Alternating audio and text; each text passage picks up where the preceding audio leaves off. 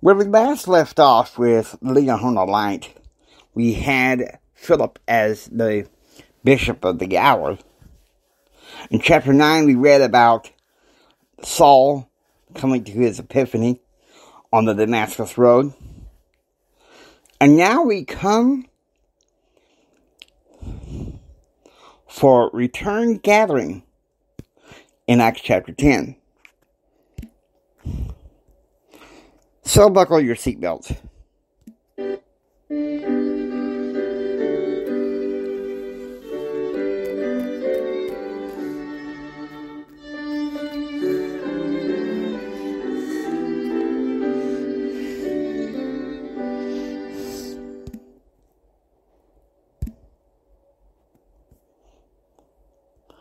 Alright, what we're going to do, because, well, quite frankly,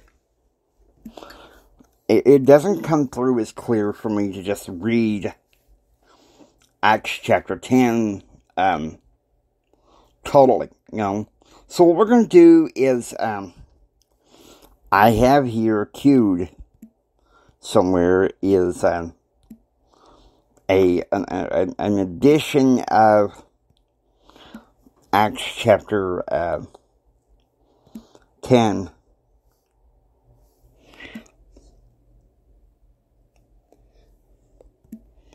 Acts chapter 10 in the King James Bible.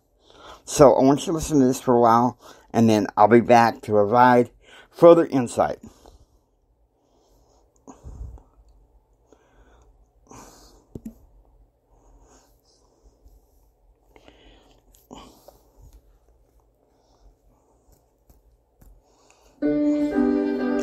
No, come on. Technology being difficult today. Doesn't like exactly being told what to do, and I'm trying to make this easy. So give me a moment and I'll see if I can fix the bug here.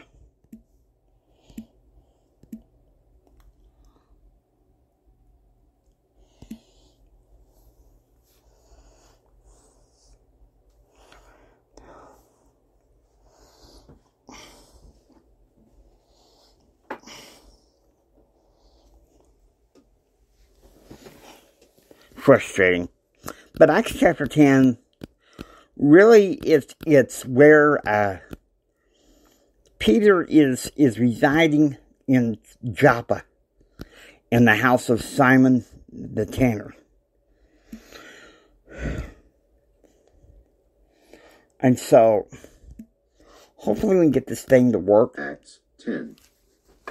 There was a certain man in Caesarea called Cornelius, a centurion of the band called the Italian band, a devout man, and one that feared God with all his house, which gave much alms to the people, and prayed to God always.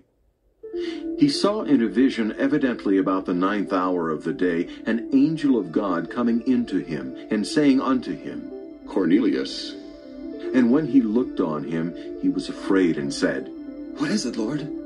And he said unto him, Thy prayers and thine alms are come up for a memorial before God. And now send men to Joppa, and call for one Simon, whose surname is Peter. He lodgeth with one Simon a tanner, whose house is by the seaside. He shall tell thee what thou oughtest to do. And when the angel which spake unto Cornelius was departed, he called 2 of his household servants, and a devout soldier of them that waited on him continually. And when he had declared all these things unto them, he sent them to Joppa. On the morrow, as they went on their journey and drew nigh unto the city, Peter went up upon the housetop to pray about the 6th hour. And he became very hungry, and would have eaten. But while they made ready, he fell into a trance, and saw heaven opened, and a certain vessel descending unto him, as it had been a great sheet, knit at the 4 corners, and let down to the earth, wherein were all manner of 4-footed beasts of the earth, and wild beasts, and creeping things, and fowls of the air. And there came a voice to him, Rise, Peter, kill and eat. But Peter said, Not so, Lord. for I have never eaten anything that is common or unclean.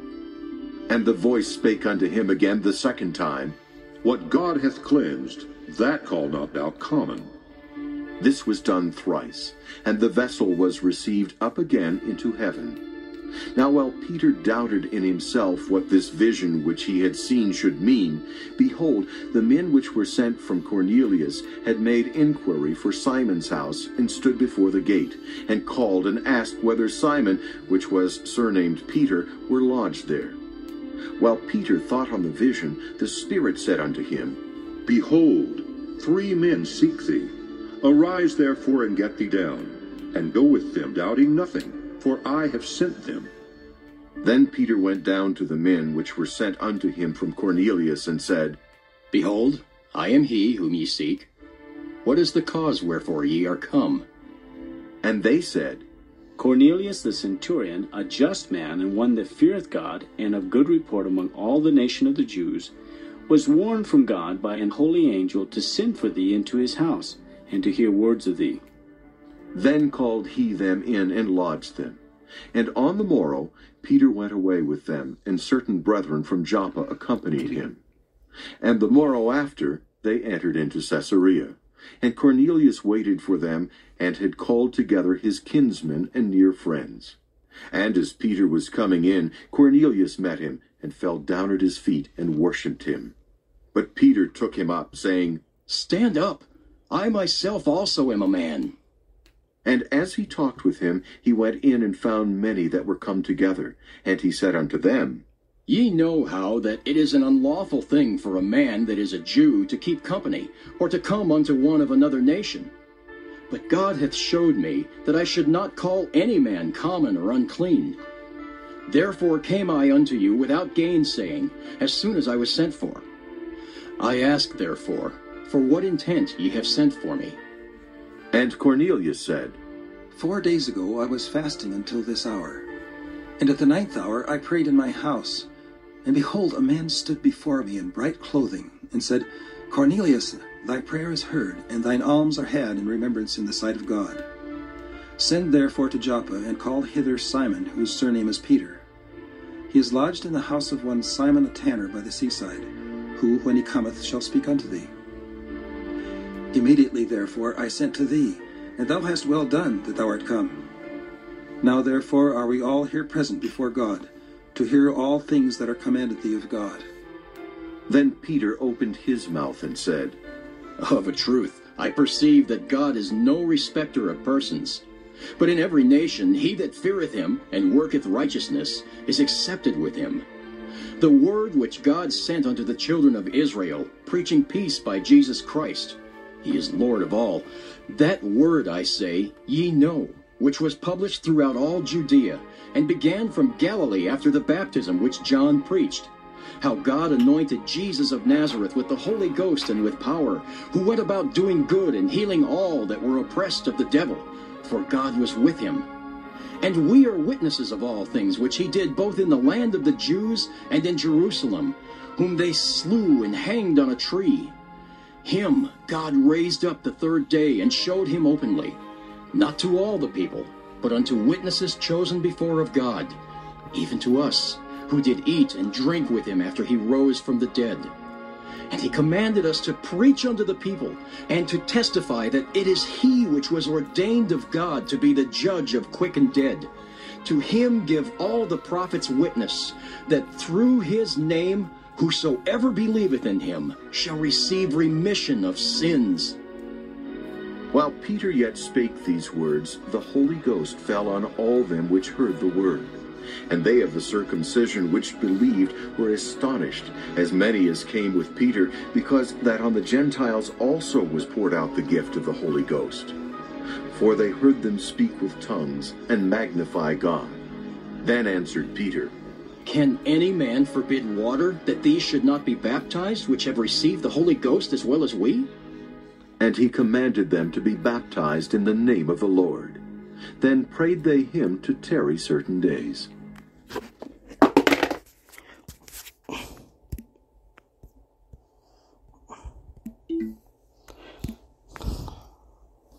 All right. Now, we've read the whole chapter, and there are some verses that stick out. There are some verses that stick out, and so I'm going to get my original King James Bible. The one that you would normally get online or any Christian bookstore. Okay, so now, here we are. I can get this to work. I'm going to point out the verses that stand out.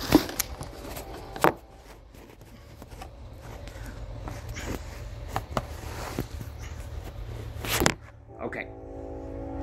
Evidently, I'm not having much success with technology today. There we go. Now, anyway, Acts chapter 10. These are some of the verses in that particular chapter in Return Gathering that are just so powerful. Because here it is, you know, the Lord is giving Peter some continuing revelation. Okay?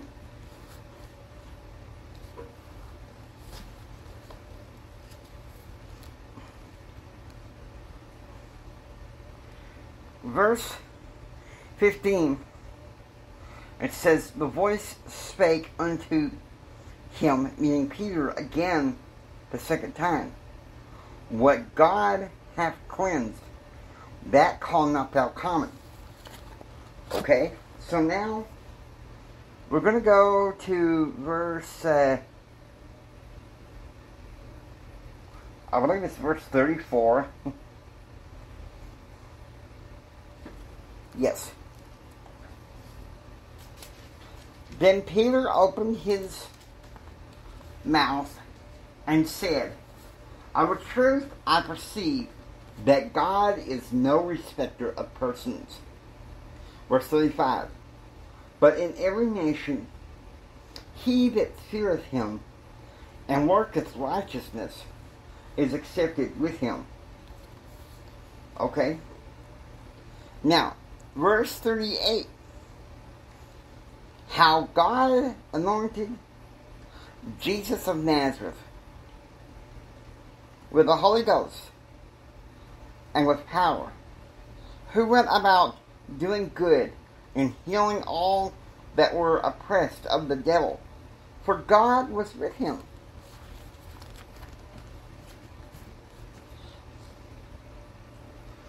See, this is the beauty of it. This is the beauty of it, the return gathering. We know that in the law of Moses, in the covenantal law of Moses, that it was unlawful for a Jew like Peter to go into the house of a Gentile. And in the Jewish culture, you know, they kind of looked down at some of these Roman centurions, I'm sure. And so, what happens is plain and simple. What happens is plain and simple. The Lord is giving new revelation through the higher law of Christ, saying, Peter, hey, it's okay for you to live the Mosaic law, but in the way it's been done away with the higher law of Christ. Because now, the Gentiles can be a part of that covenant. And in a way, you know, it kind of goes along with this week's lesson from something I saw today on Book of Mormon Central. Come follow me. They're talking about, really and truthfully, the scattering of the 10 tribes of the north. And any one of the Gentiles, through their patriarchal blessing, can receive this revelation. I hope you enjoy listening to League of Home on Light. If you like what you hear, please subscribe and become a part of the League of Home on Light family. This is Jimi Hendrix saying until next time, remember who you are. read your scriptures, and please preach the gospel. God bless you. See you tomorrow.